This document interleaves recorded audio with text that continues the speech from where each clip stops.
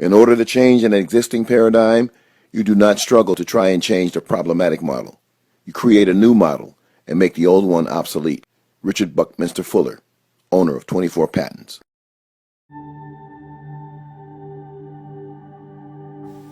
Youth football head injuries. What we know. By the numbers. According to the American Academy of Orthopedic Surgeons, by the numbers, each year there are more than 448,000 reported football-related injuries to youth under age 15,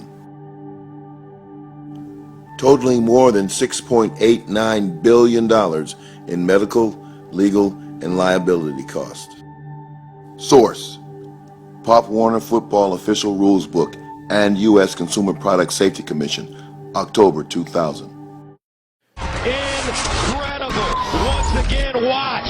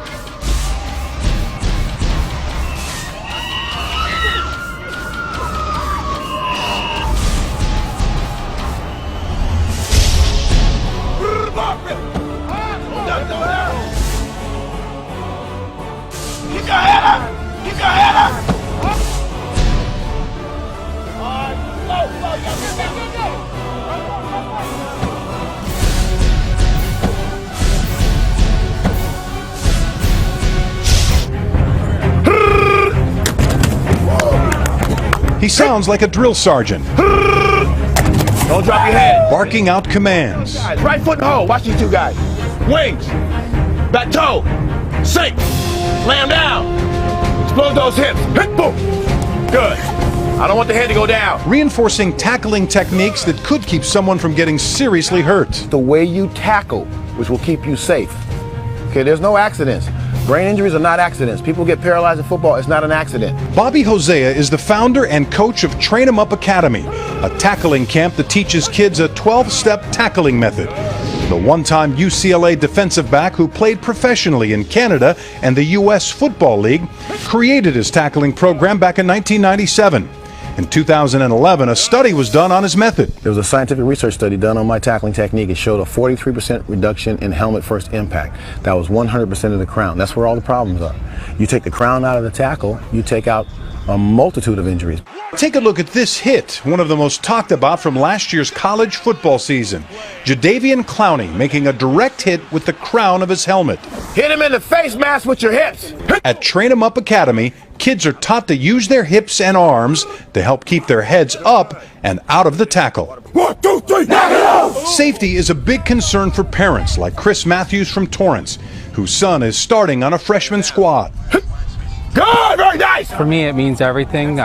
My son hasn't played Pop Warner football, and before he started high school football, I wanted him to have the basic mechanics on how to tackle safely. It is that focus on safety that drew some 150 people to the LA 84 Foundation and a special youth sports conference on football head trauma. And should children even be playing tackle football? Football right now is undergoing its third major crisis, and it's the concussion crisis, a topic which I think is of great importance at all levels of sport, but certainly even more so for our youth. Dr. Robert Cantu is one of the foremost authorities on traumatic brain injury and has authored over 379 scientific publications and written some 32 books, including Concussions and Our Kids. He clearly understands the danger of blows to the head, especially to kids. Bobby's here, and I love what he's done with the tackling for youngsters. Technique is a huge thing, if taught properly, can avoid a lot of unnecessary head trauma. much of it happens with poor technique. Our role, or my role as medical director at USA Football, is to hopefully promote a better, safer game. And as we've implemented the heads-up football tackling program, which is fit just along with Bobby's program, which I think is awesome. When you watch those videos and teaching techniques, they're all very similar.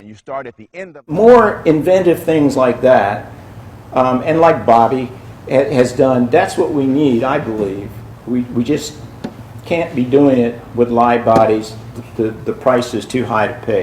There's time to have a standardized tackling progression all across the board. Right now, tackling is a Heinz 57 approach. Whatever your grandfather taught your dad, that's what he taught you, so that's what you're teaching them. But we know now that's antiquated. There's things that are dangerous. So number one is educate the coaches. For years, players were taught to block and tackle using their heads.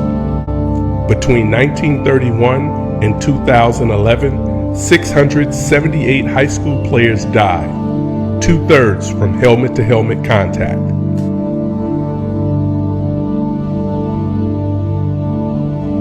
The number of players who suffer long-term brain injuries is unknown. The effects of improper tackling are still being felt today.